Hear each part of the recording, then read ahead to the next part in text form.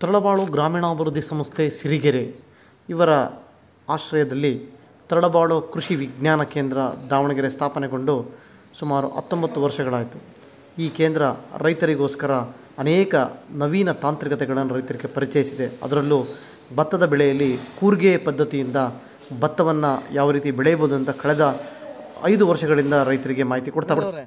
ಈಗ ನೀವು ಹರೀಶ್, ಈಗ ನರೇಂದ್ರ ಅವರು ಲಾಸ್ಟ್ ಟೈಮ್ ಮಾಡಿದ್ರು, ಆ ತರಬೇತಿಗೆ ಬಂದಿದ್ರಿ ನೀವಲ್ವಾ?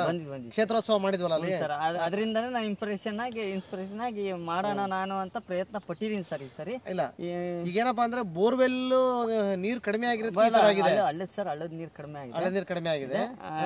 ಬಟ್ ಈಗ ಚೆನ್ನಾಗ್ ಬಂದಿದೆ ಸರ್. ನನ್ನ ಪ್ರಕಾರ ನೀರು ಇದ್ದಿದ್ರೆ ಇನ್ನೂ ಚೆನ್ನಾಗ್ ಬರೋದು. ಈಗ ನೀನು ಇದಕ್ಕೆ ನೀರು ಹಾಯಿಸಿಲ್ಲ, ಬರೀ ಡ್ರಿಪ್ ಮುಖಾಂತರನೇ ಕೊಟ್ರೆ ಸರ್. ನೀರು ಒಟ್ಟ ನೀರು ಹಾಯಿಸಿಲ್ಲ, ನೀರು ಕೊಟ್ಟಿಲ್ಲ. ಡ್ರಿಪ್ ಅದೇನ್ ಸರ್, ಆ ಕಡೆ ಈ ಕಡೆ ಫುಲ್ ನೆನೆಯುತ್ತೆ ಸರ್.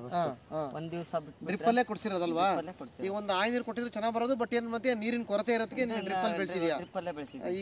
ಈಗ ಬೇರೆಯವರು ಈಗ ಸಾಮಾನ್ಯವಾಗಿ ಭತ್ತ ಬೆಳಿತಾರಲ್ಲ, ಅವರು ನೀರ್ ಬಿಟ್ಟು ಭತ್ತ ಬೆಳೆಯೋದಕ್ಕೂ ನಿನ್ ನೀರಿಗೂ ಶೇಕಡ ಒಂದು 60% ನೀರು ಉಳಿತಾಯ ಆಗಿರ್ಬೋದೇನಪ್ಪ ಸರ್? 80% ಸರ್ ನಾನು ಹೇಳೋದು. 20% ನೀರಿದ್ರೆ ಸಾಕು.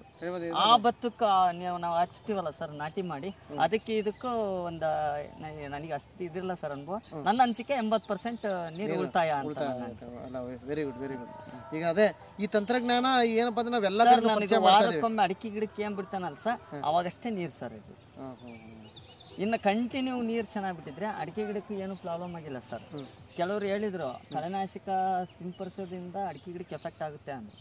ಏನೇ ಅಡಿಕೆ ಗಿಡ ಏನು ಬುಡ ಎಲ್ಲ ಚೆನ್ನಾಗಿದಾವೆ ಸರ್. ಅದೇ ನಾನು ನಿನಗೆ ಹೇಳಿದ್ನಲ್ಲ, ಆ ತಂತ್ರಜ್ಞಾನ ಅಡಿಕೆ ಗಿಡ ಬಿಟ್ಟು ಹೊಡೆಯಪ್ಪ ಅಂದ್ರೆ ಹೊಡೆದಿದ್ದೀನಿ ಸರ್. ಅದು ಆ ಕಡೆ ಅಲ್ಲಿ ಕಳೆ ತೆಗ್ಸಿದ್ ಸರ್. ಮತ್ತೆ ಇವಾಗ ಬೆಳೆದತ್ ಸರ್, ಅದು ಇವಾಗ ಬೆಳೆದ. ಈಗ ನೋಡ್ರಿ, ಆಲ್ರೆಡಿ ನಿಮಗೆ ಗೊನೆ ಕಾಣ್ತಾ ಇದೆ. ಸರ್ ಅಂದ್ರೆ ಸರ್ ಇದು ನಮ್ಗೆ ನ್ಯಾಚುರಲ್ ಗೊಬ್ಬರ ಏನ್ ಜಾಸ್ತಿ ಇದು ಯೂಸ್ ಮಾಡಿಲ್ಲ ಸರ್ ನಾವು. ಅಲ್ಲ ಏನಂದ್ರೆ ಈ ಅಕ್ಕಿ ಇದೆಯಲ್ಲ, ಇದು ಸಾವಯವ ಅಂತ ಇದನ್ನ ನೀವು ಮನೆಗೆ ಬಳಕೆ ಮಾಡು. ಒಂದು ಸ್ಪ್ರೇನು ಮಾಡಿಲ್ಲ ಸರ್. ಅದಕ್ಕೆ ನಾನು ಹೇಳಿದೆ, ನೀನ್ ಏನೋ ಅವಶ್ಯಕದಷ್ಟೇ ಸ್ಪ್ರೇ ಮಾಡ್ಬೇಕು. ಈ ಬಿಸಿಲು ಜಾಸ್ತಿ ಇರೋದಕ್ಕೆ ಕೀಟ ರೋಗಗಳ ಬಾಧೆನೂ ಕಡಿಮೆ ಇದೆ ಸರ್. ಈಗೇನಿಲ್ಲ, ಇದಕ್ಕೇನ್ ನೀನು ಏನಪ್ಪಾ ಅಂತಂದ್ರೆ ಈ ಭತ್ತನ ಮನೆಗೆ ಉಪಯೋಗ ಮಾಡು ಸರ್. ಸಣ್ಣ ಯಾರಿಗೂ ಕೊಡ್ಬೇಡ, ನಾವ್ ಅದನ್ನೇ ಮಾಡ್ತಿರೋದು ಸರ್. ನಾವ್ ಹಿಡ್ಕೊಂಡು ಅದು ಇನ್ನೂ 1 ವರ್ಷಕ್ಕಾಗ್ಲಿ ಅಕ್ಕಿ ನಮ್ಮ ಮನೆಗೆ ಯೂಸ್ ಮಾಡ್ತೀನಿ ಸರ್. ಮಾರಕ್ಕಂತೂ ಕೊಡಲ್ಲ. ಸರಿ ಓಕೆ. ಈ ತಂತ್ರಜ್ಞಾನ ಚೆನ್ನಾಗೈತೆ ಸರ್. ನೀವು ಇಲ್ಲ, ಈ ತಂತ್ರಜ್ಞಾನ ಇನ್ನು ಬಹಳ ಜನಕ್ಕೆ ಮಾಡ್ಸೋಣ ಈ ವರ್ಷ. ಅಡಿಕೆ ಗಿಡದಲ್ಲಿ ಅಂತರ ಬೆಳೆ ಮಾಡ್ಕೋಬಹುದು ನೋಡು ಸರ್. ನನಗೆ ಎಷ್ಟು ನಮ್ಮ ಹೆಸರು ಸುನೀತಾ ಅಂತ, ಬಾಡ ಗ್ರಾಮ ಪಂಚಾಯತಿ ಕೃಷಿ ಸಖಿಯಾಗಿ ಕೆಲಸ ಮಾಡ್ತಾ ಇದ್ದೀನಿ. ಕೃಷಿ ವಿಜ್ಞಾನ ಕೇಂದ್ರದಲ್ಲಿ ಫಸ್ಟ್ ಮಾಡಲು, ಸೆಕೆಂಡ್ ಮಾಡಲು, ಥರ್ಡ್ ಮಾಡಲು ಹಾಗೂ ನೈಸರ್ಗಿಕ ಪದ್ಧತಿ ಟ್ರೈನಿಂಗ್ ಅಂತ ತಗೊಂಡು ಬಂದಿದ್ದೀವಿ. ಇದರಿಂದ ನಮಗೆ ಮಲ್ಲಿಕಾರ್ಜುನ್ ಸರ್ ಮತ್ತು ಅವಿನಾಶ್ ಸರ್ ಅವರು ಭತ್ತ ಬಿತ್ತನೆ ಮಾಡೋದ್ರ ಬಗ್ಗೆ, ಖರ್ಚು ಕಡಿಮೆ, ನೀರು ಉಳಿತಾಯದ್ರ ಬಗ್ಗೆ ಮಾಹಿತಿ ಹೇಳೋದ್ರಿಂದ ಈ ವರ್ಷ ನಮ್ಮ ಹೊಲದಲ್ಲಿ ಕೂರ್ಗೆ ಬಿತ್ತನೆಯನ್ನು ಮಾಡಿಸಿದ್ದೇವೆ. ಈ ಮುಂದಿನ ವರ್ಷವೂ ಈ ಮುಂದಿನ ಬೆಳೆಗೂ ಒಂದು 20 ಎಕರೆ ಅಂತಲೂ ಎಲ್ಲ ರೈತರಿಗೆ ಹೇಳಿ ಮಾಡಿಸ್ತೀವಿ ಸರ್. ಕೃಷಿ ವಿಜ್ಞಾನ ಕೇಂದ್ರ ಸ್ಥಾಪನೆ ಮಾಡೋಂಥ ಸಿರಿಗೆರೆ ಮಠದ ಜಗದ್ಗುರು ಸ್ವಾಮಿಗಳು ಧನ್ಯವಾದಗಳು. ನಮಸ್ಕಾರ. ನಾವು ತರಳಬಾಳು ಕೃಷಿ ವಿಜ್ಞಾನ ಕೇಂದ್ರ ಮಲ್ಲಿಕಾರ್ಜುನ್ ಸರ್. ತಮ್ಮ ಹೆಸರು? ಉಮೇಶ್ ಅವರೇ, ಏನು ಇದು ಭತ್ತದ ಪದ್ಧತಿ? ನೀರಿನ ತೊಂದರೆ ಕಮ್ಮಿ ಪದ್ಧತಿಗೋಸ್ಕರ ಇದನ್ನ ಈ ಸಿಸ್ಟಮೆಟಿಕ್ ಮಾಡಿದ್ದೀವಿ. ಇದೇನು ನೀರು ನಿಲ್ಸಿಲ್ಲ ನೀವು? ನೀರು ನಿಲ್ಸಿಲ್ಲ ಸರ್. ಏನೇನು ಮಾಡಿದ್ದೀರಾ? ನೀರು ಬಿಡೋದು ವಾರಕ್ಕೊಂದ್ಸರಿ ತೆಗಿಯೋದು ಮಾಡ್ಕೊಂತ ಬಂದಿವಿ ಸರ್. ಅಲ್ಲ ಈಗೇನು ಇದನ್ನೇನು ನಾಟಿ ಮಾಡಿದಿರೋ ಬಿತ್ತನೆ ಮಾಡಿದಿರೋ? ಬಿತ್ತನೆ ಮಾಡಿದ್ವಿ ಸರ್. ಹೌದಾ? ಎಕರೆಗೆ ಎಷ್ಟು kg ಹೋಯ್ತು? 10 kg ಹೋಯ್ತು. 10 kg ಬೀಜ ಹೋಯ್ತು. ಏನೇನು ಮಾಡಿದಿರಿ ಹೇಳ್ರಿ ಪದ್ಧತಿ? ಫಸ್ಟಿಗೆ ಎಲ್ಲರೂ ಒಳ್ಳೆ ಇದನ್ನ ಕೆಸರು ಗದ್ದೆ ಮಾಡ್ಕೊಂಡಿವಿ ಸರ್. ಕೆಸರು ಗದ್ದೆ ಮಾಡ್ಕೊಂಡು ಇದನ್ನ ನಾಟಿ ಮಾಡಕ್ಕಂತ ಇದು ಮಾಡಿ ಸರ್.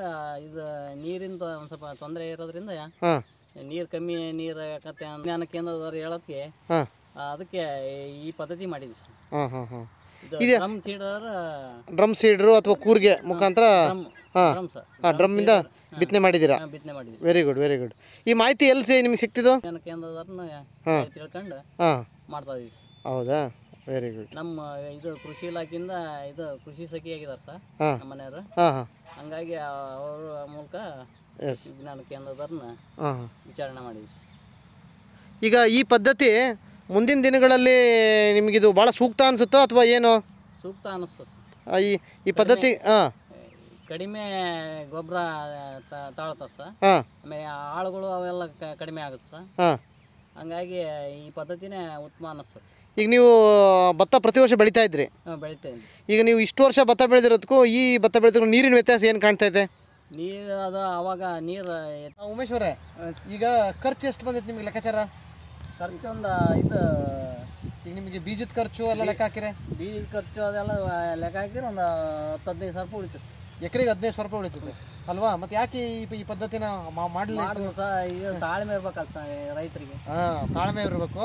ಭಾಳ ಮುಖ್ಯವಾಗಿ ಏನಪ್ಪ ಅಂತಂದರೆ ಈ ಪದ್ಧತಿಯಲ್ಲಿ ನಮಗೆ ಬೀಜದ ಖರ್ಚು, ನೀರು ಉಳಿಯುತ್ತೆ. ಮತ್ತು ಇನ್ನೊಂದೇನೆಂದರೆ ಪರಿಸರ ಹಾಳಾಗ್ತಿದೆ ಅಂತ ಜನ ಹೇಳ್ತಿದ್ದಾರೆ. ಮೀಥೇನ್ ಎಮಿಷನ್ ಆಗಿ ನಮಗೆ ಪರಿಸರ ಹಾಳಾಗ್ತಿದೆ ಅಂತ. ಪರಿಸರನ ಹಾಳು ಮಾಡ್ದಂಗೆ ಇರ್ಬೇಕಪ್ಪ ಅಂದರೆ ಈ ಪದ್ಧತಿಗೆ ಹೋಗ್ಬೇಕು.